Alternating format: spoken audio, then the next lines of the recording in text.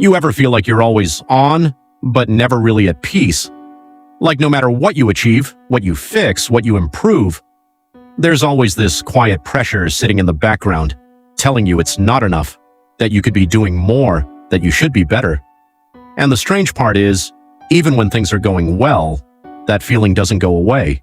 You hit a goal, and for a moment it feels good, but then it fades, and almost immediately, your mind moves the target. Okay, what's next? And just like that, you're back in it again, chasing something you can't fully explain, trying to reach a version of yourself that always feels just a little out of reach. Here's the truth most people don't realize. That pressure you feel, it didn't just appear out of nowhere, it was built. Slowly, over time, usually long before you even noticed it. Maybe it started when you were younger, when you realized that being praised felt good, when doing well got you attention, approval, recognition, so you leaned into it, you tried harder, you became more disciplined, more responsible, more focused, and people noticed, they complimented you, they trusted you, they expected more from you. And at first, that felt amazing, because it gave you a sense of identity, a sense of value. I matter because I do well. But over time, that belief quietly changed, without you realizing it, from something empowering into something heavy. Because now, it wasn't just something you did, it became who you were. And once that happens, it's hard to slow down. Because if your value comes from what you achieve, then slowing down feels like losing value. Rest starts to feel like falling behind, doing nothing starts to feel like wasting time. And suddenly, you're not just living your life, you're constantly managing it, optimizing it, fixing it, trying to stay ahead of that feeling that you're not doing enough. And here's where it gets exhausting, because no matter how much you do, it never feels complete. There's always something else. Another goal, another improvement, another version of yourself you're trying to reach. And the more you chase it, the further it seems. Not because you're failing, but because the goal itself keeps moving. And that's the trap, because you start believing, if I just get there, then I'll finally feel okay. If I just fix this, then I can relax. If I just become that version of myself, then I'll feel enough. But you never quite get there, because the version of enough you're chasing isn't stable. It's built on external standards, expectations, comparisons, things that constantly change. So even when you reach something meaningful, your mind doesn't let you stay there. It pushes you forward again, and again, and again. Until eventually, you don't even know how to stop. You wake up thinking about what needs to be done. You go through your day checking things off. You go to sleep thinking about what you didn't finish.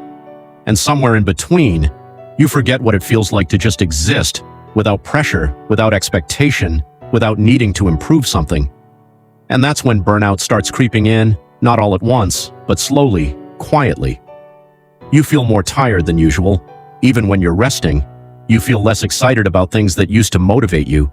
You feel mentally drained, even when nothing specific went wrong. And at first, you try to fix it the same way you fix everything else. You push harder, you organize better, you plan more, you try to optimize your way out of it. But it doesn't work, because the problem isn't your system, it's the pressure behind it. And here's the part most people don't talk about. A lot of that pressure isn't coming from the outside anymore. It's coming from you, your own expectations, your own standards, your own inner voice. That's constantly evaluating you, comparing you, pushing you. And at some point, that voice stops feeling helpful and starts feeling heavy, because instead of guiding you, it starts controlling you, telling you when you've done enough, telling you when you've failed, telling you when you're falling behind. And the worst part is, you start believing it, because it sounds like you, it feels like you, but it's not entirely you. It's a pattern you learned, a system your mind built, to keep you safe, to keep you progressing, to keep you from being ignored or left behind. But now, it's doing too much, and that's why even when you try to relax, you can't fully let go, because your mind is still running, still scanning, still looking for what's next. And honestly, that's exhausting, because it means you never really get a break. Even when you're not doing anything, you're thinking about what you should be doing, and over time, that starts affecting how you see yourself. You stop feeling proud of what you've done, because it never feels like enough. You stop enjoying progress because you're always focused on what's missing. You stop feeling present because your mind is always somewhere else. And that's when you start asking questions like, why can't I just be satisfied? Why does it never enough? You're building a life that already feels enough. And that's the difference. One is endless, the other is grounding. And if you've been stuck in that loop of constantly chasing more, constantly pushing yourself, constantly feeling like it's not enough, I want you to hear this. You don't have to live like that. You can still grow without losing yourself in the process. You can still aim higher without carrying that constant pressure. You can still become better without feeling like you're never enough. And it starts with something simple, not doing more, but noticing more. Noticing when you're pushing too hard. Noticing when you're ignoring your own needs.